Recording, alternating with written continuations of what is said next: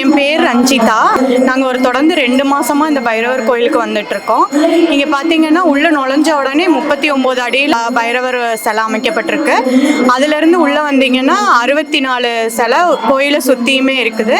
இங்கே என்ன ஸ்பெஷல்னு பார்த்தீங்கன்னா தேய்பிறை அஷ்டமி அன்னைக்கு இங்கே நம்மளே பாலாபிஷேகமும் பண்ணலாம். அதே மாதிரி இந்த கோயிலுக்கு வர வர எனக்கு ரொம்ப நல்லா இருக்கு. நான் ஒரு ப்ராப்ளம்னு வந்தேன், அந்த ப்ராப்ளம் சால்வ் ஆச்சு. அதே மாதிரி நீங்களும் வாங்க, வந்து பைரவரை வழிபடுங்க, கண்டிப்பாக நல்ல ரிசல்ட் கிடைக்கும். இந்த கோயிலில் விஜய் சுவாமிஜி இருக்காங்க. அவங்கள்ட்ட ஆசீர்வாதம் வாங்குறதுக்கு நிறைய பேர் காத்துக்கிட்டு இருக்காங்க. அவர்கிட்ட ஆசீர்வாதம் வாங்கும்போது இன்னும் அதை விட நல்லா இருக்கு. சாமியும் வழிபட்டுட்டு அவர்கிட்டயும் ஆசீர்வாதம் வாங்குறது டபுள் சந்தோஷமா இருக்க மாதிரி இருக்கு.